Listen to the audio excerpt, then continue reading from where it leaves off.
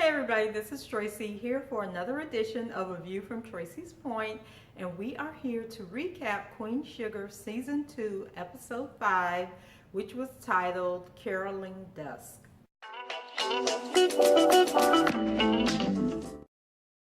And hey guys, before we get started with the recap, can you do me a favor?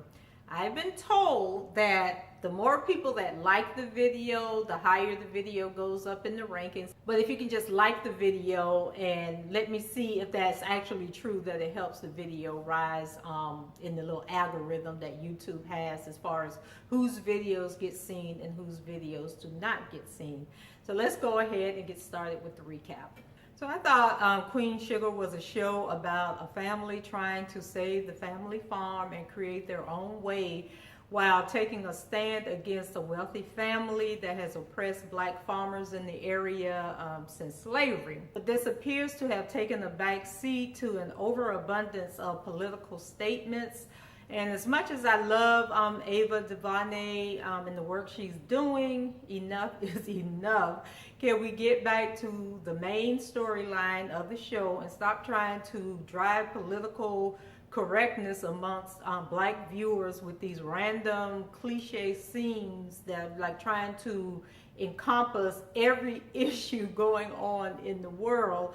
And it's a distraction. It makes me wonder if they are liking relevant content to carry the storyline along for a full season. So they're tossing in all this other stuff because it's really turning viewers off. I know it's turning me off, and I've heard other people make comments like, can we just get back to the storyline? So that's my rant about the show. And it's just that we see so many good shows come on the air and they start out strong and they're going good and we're all invested, and then all of a sudden they just start going out in left field and trying to tackle issues that's going on that really isn't relevant to the show, or just feel like they have to put something out there, and then after a while the viewers start to kind of lose interest because it isn't what they signed up for.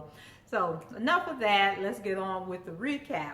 So Charley scheduled a counseling session for her and Micah, well actually for Micah, but he decided not to participate, and instead he stood Charley and the counselor up to go do a Habitat for Humanity build project with Nova. And so rule number one when you buy your child a car is to let them know that just because they have the car, they're not grown and they can't go running off doing whatever they want to. Like, they still have to follow the rules. And when you tell them to be somewhere at a specific date and time, they need to be there. And then also I was thinking, like, Nova, you were out of line because you still should be calling Charley and getting Charley's permission for Micah to be participating in anything, even if he is staying with you on the weekends or whatever's going on.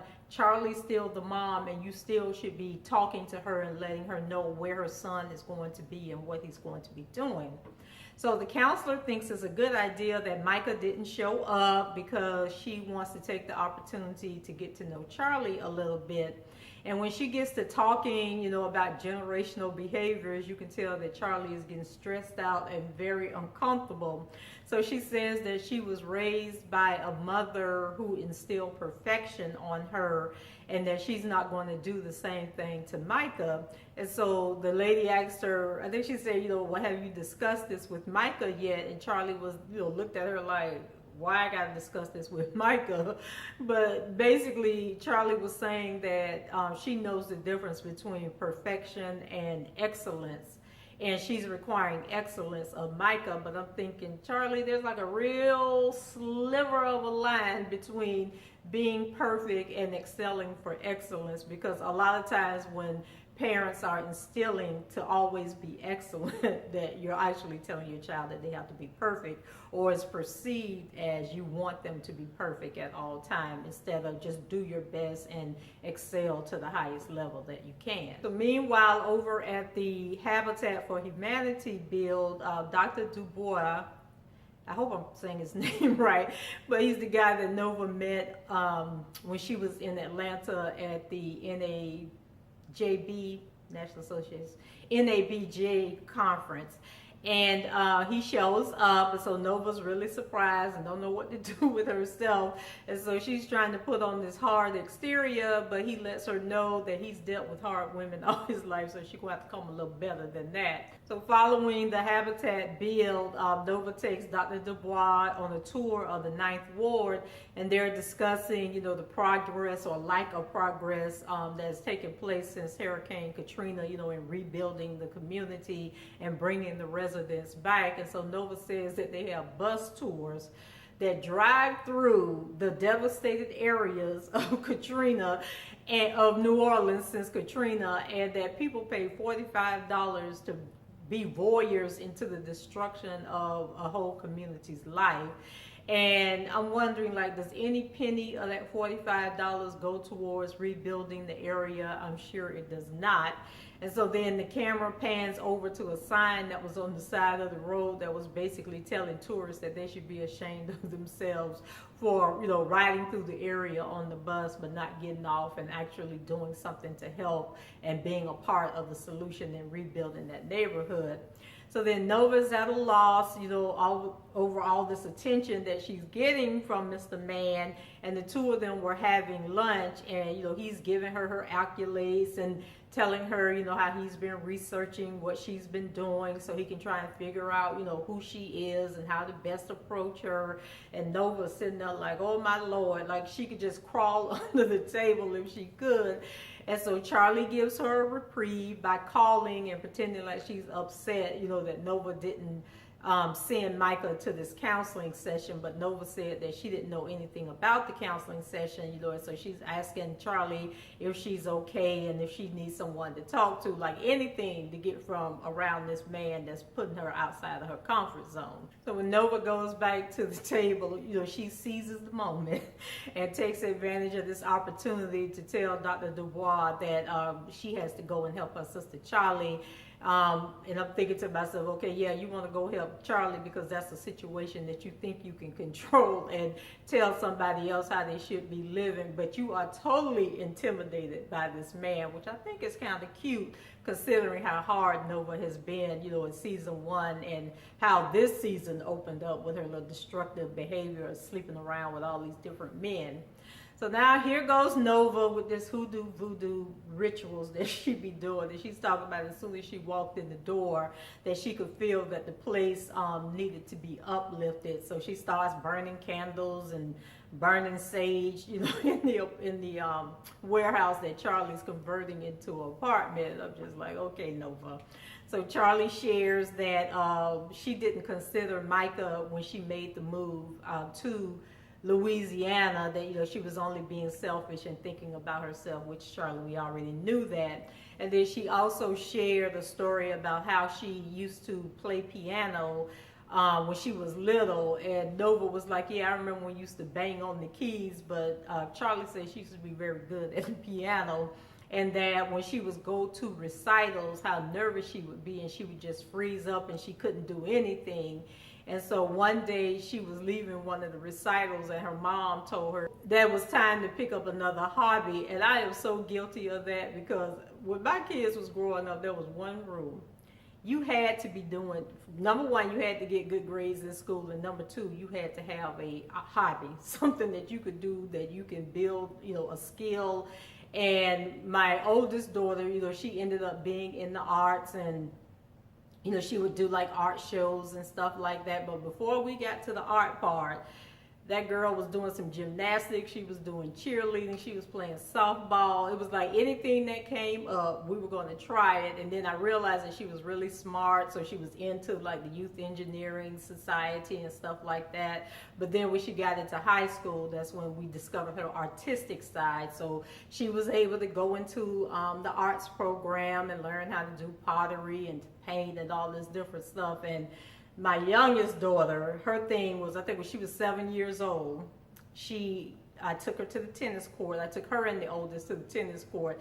The oldest was like, Mom, that ain't something I'm going to be doing. But the youngest one, she liked it. And I think I mentioned before, she ended up going to college on a full ride, you know, on a tennis scholarship. So she didn't turn out to be Venus or Serena Williams, but she did get a free education out the deal, and it did afford us the opportunity to travel a bit. So I kind of understand where Charley mom was coming from. Like, if you ain't gonna put all your heart into this, ain't no need us spending no more money on it. Let's move on to something that you feel a little more comfortable about. But I guess Charley was saying that the mom had put so much pressure on her that she wasn't able to perform, even though she enjoyed playing the piano. So Nova lets her know that now that she's an adult, you know, and she has Micah, that she now has a blank slate and she can create, you know, whatever life she wants, you know, to have for her and her son. And now that's a message that I think that should be preached across the board. You know, stop blaming the parents, stop saying it's the mother's fault, the father's fault, because at some point, once you become an adult and leave your parents' house, it's time to make your own way. It's time to take all those things that you hated about being in your parents' house, or the things that your parent did, and put them aside and say, that's not who I am. That's not the person I want to be. This is who I want to be. This is the life I want to have. And then move forward in trying to create that life that you envision for yourself. All the time you were mad at your parents, saying, I hate them and they make me sick. And then later on we have a scene where Nova finally, you know, took her own advice, you know, about planning the course of your life. So she got herself together and she went over to Dubois' hotel, like he did her when she was in Atlanta, and she has the 2 cups of Starbucks coffee waiting on him when he comes into the lobby. And so she finally admitted, you know, that she liked him a lot, and, you know, he was pleased with himself that he had broken Miss Nova down. So let's have our fingers crossed that this is going to go on a positive journey. So then we move over to Davis and Micah. So Davis showed up at the Habitat build to pick Micah up, which had me a little confused, because does Micah still have the car, or don't he have the car? Because why? Because I'm thinking if he has the car, then why did Davis have to come pick him up from the build, or did he just pick him up because he wanted to spend some time with him? And then I'm thinking he must be don't have the car in New Orleans, because when Charley dropped him off, right, Charley dropped him off in the last episode at Davis' house, so maybe he doesn't have the car. So anyway, Davis meets Dr. Dubois, and we find out that their paths have crossed at some point, I guess when they were in college playing basketball. And so Nova is looking at him like, okay, man, you done told me so many stories about yourself, like, which one is true? Because the stories you were telling me don't match up with the man that you are today. And, you know, she's giving him the side eye like, we need to have a real talk. But, you know, it shows just how important it is, like when you meet somebody and you're entertaining having a relationship, or just getting to know people, to have that dialogue and that exchange, because you can't judge a book by its cover, and we all have a story behind who we are. And so it's very well that he grew up poor. He was the grandson or the son of what did he say his dad was? A carpenter, I think. And I just think that when we think of people graduating from an Ivy League school, we automatically think that they come from this, you know, stellar lifestyle. But, you know, I like the fact that he is more on, you know, beneath the surface than he is on the surface, and that Nova's giving him a chance to, you know, expose who he really is, and to see that they have more in common than she thought they did. Now let's talk about Mr. Davis. So this Joker is like too much. So there's this singer, I don't know if she's like a neo soul or R&B singer, but she was at the Habitat build and she was being interviewed by the local news station. And so Davis, you know, he checks her out and decides he likes her. So he asks Micah, you know, who she is. So Michael's telling him about, you know, she's a hot artist and she has a new CD out, and, you know, he really likes her and everything. So Davis just standing there until the newscaster recognizes him and then turns the attention to him. And then he gives this little song and dance about how, you know, he's there to support his son, and, you know, just really building himself up. And I'm thinking, like, Davis, you are such a bullshitter. Like, it is not funny. But I'm thinking, like, at least you got the hots for, you know, an actual black woman who's doing something positive with her life, instead of these little white prostitutes that you ruined your marriage over. So Micah and Davis end up going to the gym, and Davis says that he wants to play a game. So they were going to play basketball, and for every basket that you make, you got to ask the other person a question. So Michael went first. Michael made the basket. And why did this fool ask his daddy if he was a sex addict? It's just like, where do they do that at, Micah? But I'm glad you got that off your chest. So Davis, he let him know that, it was a tough question, but, fair play. All is fair in love and basketball. So he told Micah that he wasn't a sex addict, but he has made a lot of mistakes. And he pretty much talked about how, once he became a basketball sensation, the world was just opened up to him and he didn't know how to handle all this fame and availability. But now he realizes the mistakes that he's made and he wants to do better and to live a better life. So then Davis turned around and asked Micah, did they rough him up when he was at the police station? And so Micah said, no, they didn't rough him up, but he was scared and it was a very frustrating experience, to not be in control and just have these people treating you any kind of way. So he was more frightened than he was anything. And Davis was telling him that, fear is a rite of passage. So now he's got to deal with that fear and put it to good use and make it a positive instead of a negative. So I thought that was a really touching father-son moment. But later on in the show, Michael finally decides to face the music and take his little bad behind home. And so I'm a bit confused with the writing, I always point out these little things that don't be making sense. But Michael walked in and Charley was painting the wall. Now Charley was the only one in the place. She's painting this wall.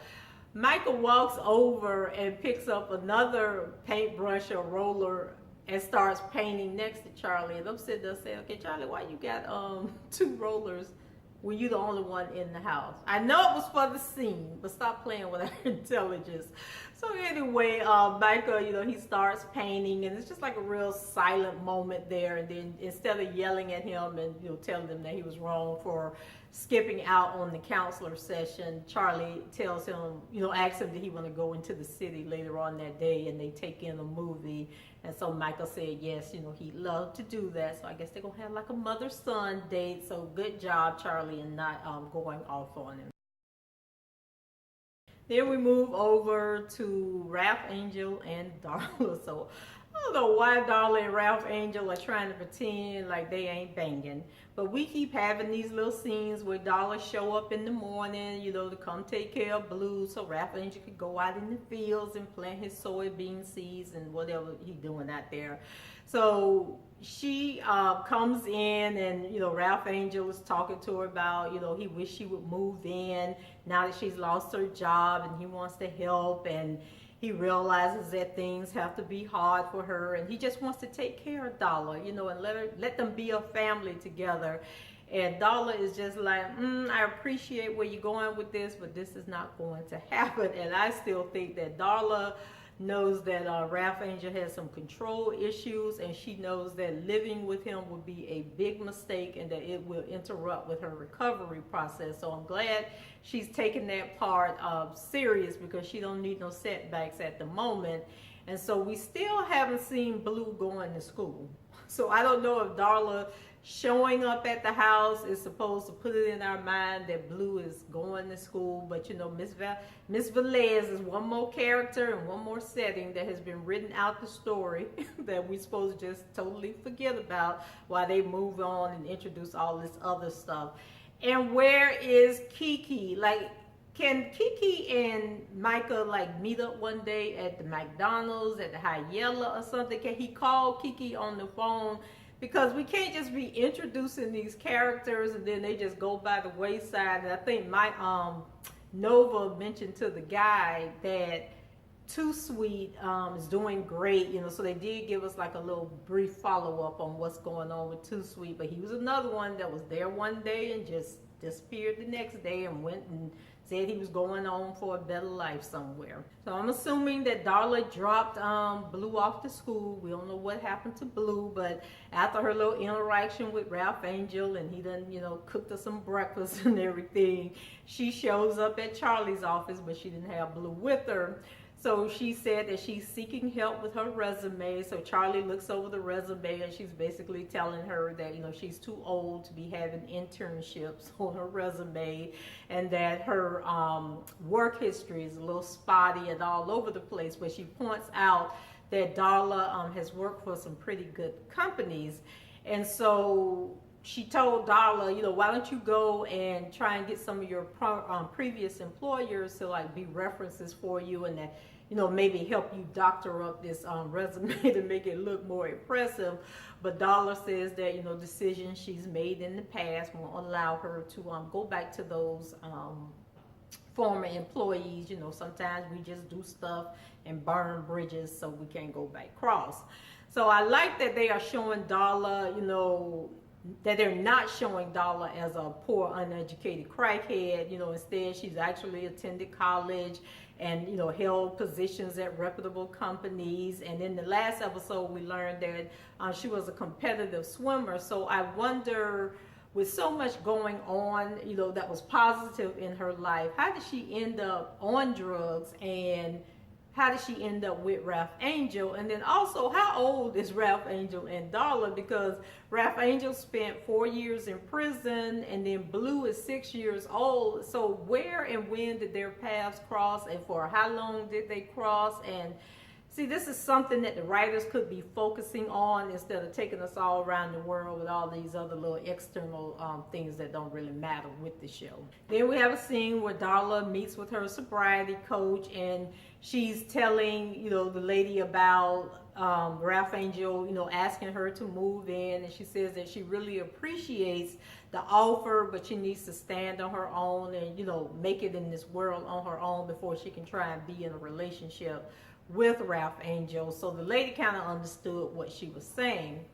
Then we move on, and Darla and Blue, show up at the field. So I guess, she had to pick Blue up from school. And so they're out in the field, and she's asking Ralph Angel, how much longer he's going to be there. So it was a cute little tender moment. Then she goes back to the house, and it's the middle of the doggone day. But she gives Blue a bath, and so Blue is in that doggone bathtub with that Kenya doll and a tractor or something. And so he's playing around, and Darla, she starts asking him about the Kenya doll, and he's talking about how he liked her skin, and he liked her soft hair, and that Kenya is his best friend. So you could tell that Darla was feeling some kind of way about that doll. So later on, Darla shows up, and Blue is crying, and Ralph Angel is frantic, tearing up the house. And she's like, what's going on? What's going on? So Lord have mercy, Darla done answered our prayers and threw that damn doll away. So she breaks down and tells Ralph Angel, that she threw the doll away. And so of course, he's livid and upset and won't know where the doll is. And she's like, don't worry about it. It's gone. But, Ralph Angel's like, no, you need to tell me where that doll is. So she tells him where she disposed of the doll at. And can you believe that this fool went dumpster diving trying to find that doggone doll? I'm just like, really, Ralph Angel, are you serious right now? So taking that doll away, to me, is no different than when a baby, when you're 1 or 2 year old, is still sucking on a pacifier, and you take the pacifier away. It's like something that they got to get over with. It's as David said about fear, it's a rite of passage. It's time to move on to the next level.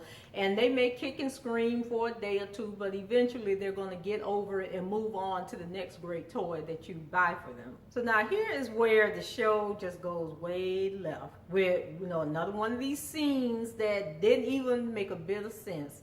So while digging in the dumpster for that doll, the police show up and order Ralph Angel at gunpoint to get his butt out that dumpster because he's on private property.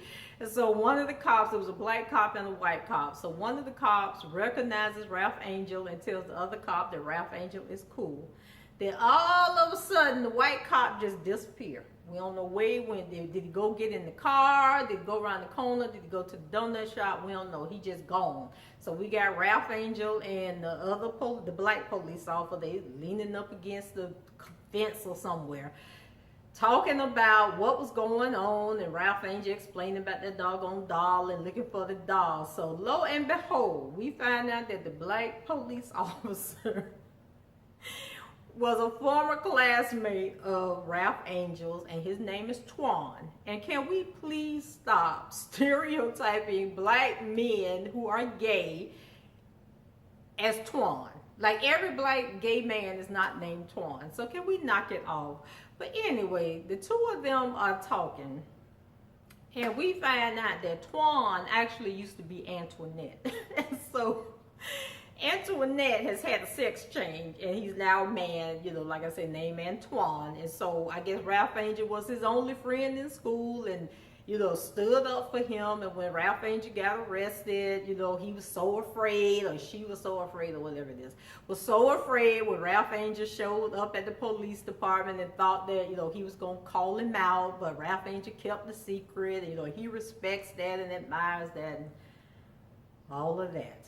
I don't even know why that was part of the show, but it was. So anyway, the guy say they get a call, I think, for another place they need to go to. So he tells Ralph Angel, thank you and take care. And him, you know, he goes to get in the police car and going on to his next call. And then Ralph Angel gets going back home. So Ralph Angel didn't find the doll. And so Darla, you know, she's feeling so bad, you know, so she went out and bought another doll. And they're trying to rough up this doll, and thinking that Blue won't make a difference. But actually Ralph Angel told her that Blue was going to know that it wasn't the same doll, but Doll is convinced that she can fix it. And so her and Ralph Angel was talking about the doll, and she said that she thought Kenya was a replacement for her. And then Ralph Angel's letting her know that, you know, the two had nothing to do with each other. So that kind of complicated the situation for me, because I was willing to go along with Blue holding on to that doll because it represented Darla. But now you telling me the doll didn't represent Darla. So Ralph Angel, why you bought your son a Barbie doll? Like, what father actually does that? Like, seriously, like what? Anyway, let's move on. So while they're talking about, you know, the doll situation and everything, Charley calls Darla. And Darla walks off, and she takes the call, and Charley's actually offering her a job as her office assistant. So when she tells Ralph Angel, his expression said it all. You could just see like the anger and the frustration and the animosity just spill out of him, you know, through his eyes and everything. And I'm like, see, this is the real Ralph Angel, and this is probably the part that Darla knows that the rest of us ain't supposed to know yet. So then we move on to Auntie Vi. So Auntie Vi shares with Hollywood the letter, you know, about the letter that Ralph Angel got saying that, you know, he's the sole heir to the farm. And so Hollywood's trying to be objective, you know, but he wants to stay out of the situation. So Aunt Vi wants to use the drama, you know, as a reason to bail out on her baking venture, but Hollywood wasn't having it. So Aunt Vi ends up hitting the pavement to try and get some vendors to sell her pies, and she realizes that entrepreneurship is a hard road, and rejection is like 1,000 daggers going in your heart. Trust me, I know. But you can't give up. You just got to keep trying, keep pushing on. And one of our local pastors, his name is Reverend Wayne Thompson, he used to say that, you know, don't give up 5 minutes before your blessing, you know, and each no just moves you closer to the yes that you need to take you where you need to go. So after a day of defeat, Aunt Vi takes to the bed, say she just want to lay in the bed and cry and listen to sad music. But Hollywood is like, no, you're not going out like that. You know, this hard work, you're not fixing to get depressed, like you done already had a bad day, you know, where people told you no, you're not going to have a second bad day by laying up in this bed. And I feel a vibe, but Hollywood is right. You just can't give up like that. So Hollywood gives her a pep talk, and I'm thinking, don't we all need a man who encourages us to stay in the race and assures us that no matter what, he's going to be there to support us along the way. And Hollywood, you know, gets her out of the bed and back on the grind. And so the owner, they went to this diner that was owned by this black guy. So the black guy was like, look, My air conditioning is out. It's hot in here. I don't want to hear no sales pitches. Don't be trying to sell me nothing, because the day is not the day. And so then Hollywood, was like, oh, well, I can fix that air conditioner. Let me go take a look at it. But, in exchange, you got to hear her sales pitch. So the guy was like, if you can fix that AC, I'll listen to whatever she had to say. So Aunt Vi, she was all nervous, and she ain't got her 30-second elevator speech panned out yet. So she's huffing and mumbling and everything. So then she decides to let the guy taste the pies. It's like, Aunt Vi, if you going around with them pies, you need to slice them pies into like 8 or 10 or 12 sections. And then when you go to see these people, scoop up a slice of pie and give it to them. Don't be letting people stick forks all in the pie and eat in the middle of the pie, because now that's pies that you got to throw away that you can't use for nobody else. I know it's a television show, y'all, but I'm just saying.